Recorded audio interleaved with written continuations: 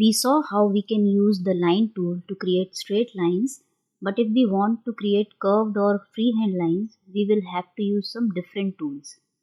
Now in SketchUp, we have under the draw menu a number of different tools. So under lines, we have the freehand tool, which allows you to draw freehand.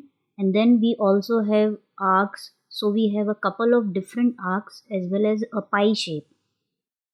So let's take a look at the freehand tool first.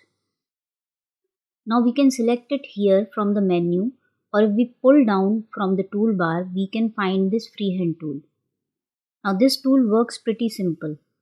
All we have to do is left click and drag, and we can draw any shape that we want. We are not constrained to straight lines. Now when I let go, you will see that this particular shape is usually drawn flat. So if I were to select my freehand tool again and kind of move along this line, notice how this point kind of snaps, and each one of those is what's called an endpoint. So that endpoint is basically the end of a line segment. So each one of these curved freehand lines gets resolved into individual straight line segments.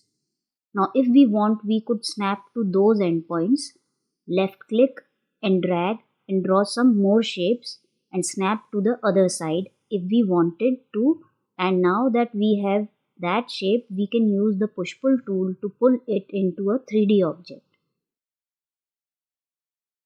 So I am going to go ahead and select this and delete it. And now let's take a look at the arc tools. We have got a number of arc tools here under the draw arcs menu. We can also find them on the toolbar here. So let's go ahead and just work with it from the toolbar. Now the most basic one is the arc. And what we have to do here is we have to draw out a radius and then sweep that along an angle. Now notice here when I start this, it's actually asking for the number of sides. Now just like with the freehand tool, it will resolve your arc into straight line segments. And this is the number, so if you want to change that number, you can do that now.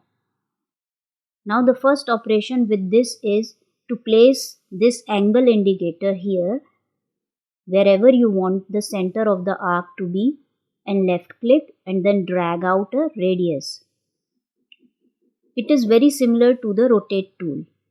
But in this case, we are dragging out a radius. So notice in the bottom right hand corner, again, we can type in any radius we want.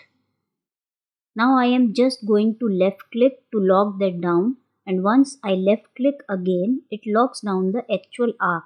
And again, we can specify the angle by typing in a number. So let's go through this one more time. Left click to set the center, drag, left click again to set the radius, and then left click a third time to select the angle. Now if we want, we can type in any of these numbers. Let's try this one more time. I am going to left click and drag this out to say a radius of 7 feet and then sweep it to say an angle of 120. So now I have a radius that's 7 feet in radius and is swept out over 120 degrees.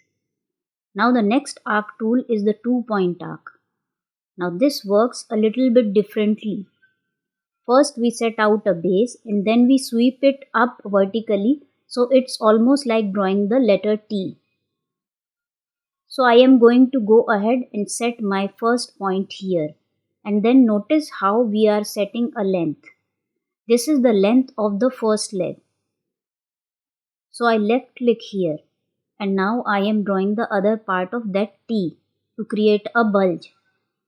So this length here will determine how much this bulge is. So again, we can type in numbers here. Now the next one is called the 3-point arc, and this is kind of looks like a Pac-Man. Basically what we do is we draw 3 points that determine an angle, and then the arc is swept around the endpoints of that. So what we do is we set one point and then we set another point for the length. And then we set another point for the angle. And so what it's doing is it's sweeping through these points. You see how this kind of looks like a little bit of a Pac-Man, and if we wanted to, we could go to the line tool, snap to that, and actually make little Pac-Man. Now the final one is actually the pie. Now this is not really an arc because it's more than a line. It is actually a shape, and this works very similar to the arc. So we set a center point, sweep out a radius, and then sweep out an angle. But what this tool does is it actually draws in the rest and it creates this pie shape, and again it's a closed shape. We can use our push-pull tool to drag it into 3D. So those are some of the basics of how to create curved and freehand shapes.